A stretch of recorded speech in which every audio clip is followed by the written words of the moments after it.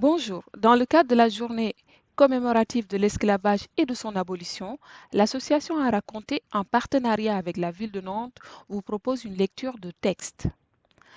À raconter, c'est raconter l'autre, le rencontrer et surtout valoriser le vivre ensemble. C'est pourquoi il est important de connaître, comprendre l'histoire de tout un chacun. C'est dans ce contexte que nous vous proposons d'abord un poème du franco-sénégalais David Diop qui s'intitule Afrique, mon Afrique, qui sera suivi d'un extrait de Cahiers d'un retour au pays natal du français d'origine martiniquaise Aimé Césaire et enfin un extrait du livre Afrotopia du sénégalais Felwine Sarr.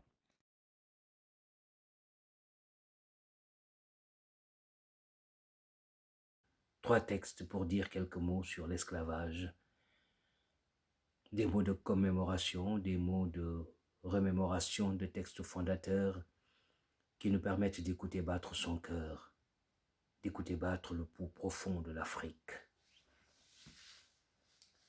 Afrique, mon Afrique. Afrique des fiers guerriers dans les savanes ancestrales. Afrique que chante ma grand-mère au bord de son fleuve lointain. Je ne t'ai jamais connu, mais mon regard est plein de ton sang, ton beau sang noir à travers les champs répandus.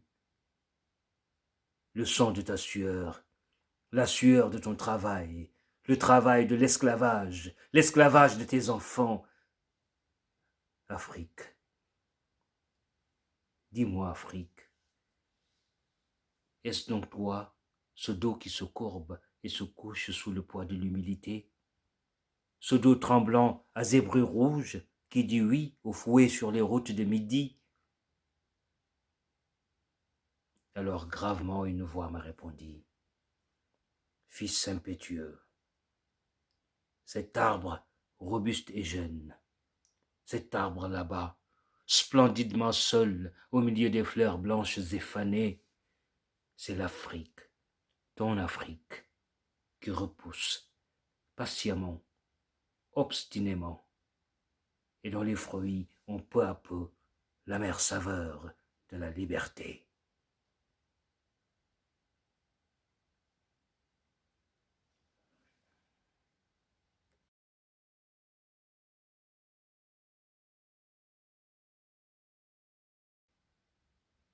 Ceux qui n'ont inventé ni la poudre ni la boussole, ceux qui n'ont jamais su dompter la vapeur ni l'électricité, ceux qui n'ont exploré ni les mers ni le ciel, mais ils savent, en ses moindres recoins, le pays de souffrance.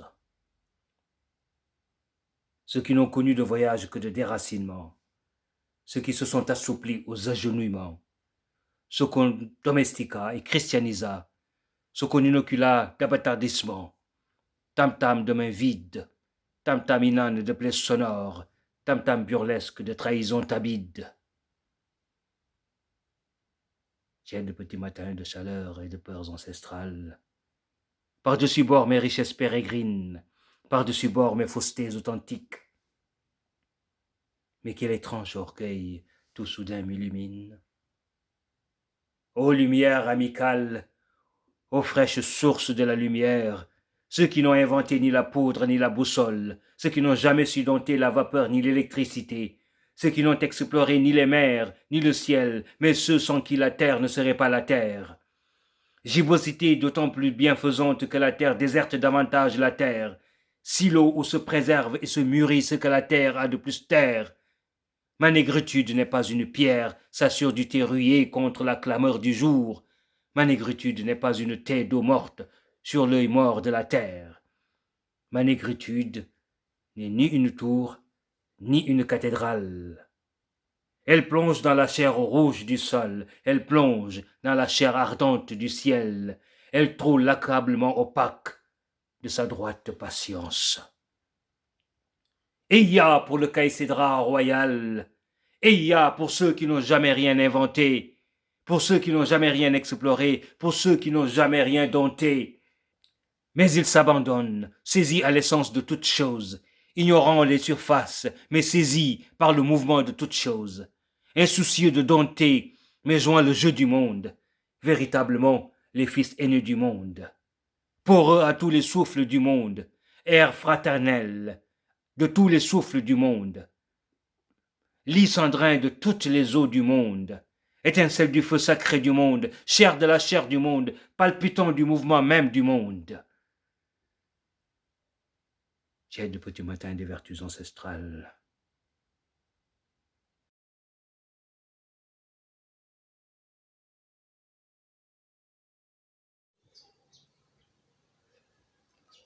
L'Afrique n'a personne à rattraper. Elle ne doit plus courir sur les sentiers qu'on lui indique, mais marcher prestement sur le chemin qu'elle se sera choisi. Son statut de fille aînée de l'humanité requiert d'elle de s'extraire de la compétition, de cet âge infantile où les nations se toisent pour savoir qui a accumulé le plus de richesses, de cette course effrénée et irresponsable qui met en danger les conditions sociales et naturelles de la vie. Sa seule urgence est d'être à la hauteur de ses potentialités. Il lui faut achever sa décolonisation par une rencontre féconde avec elle-même.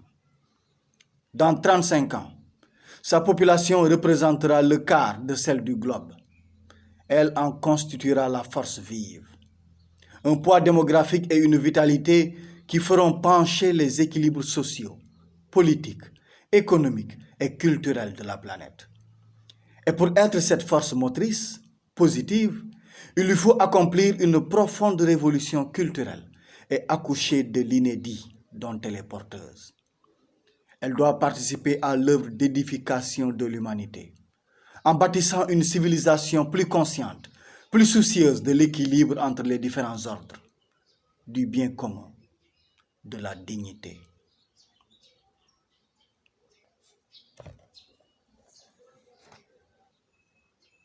Ce poème est un acte de foi en cette utopie active. Une Afrique qui porte l'humanité à un autre palier.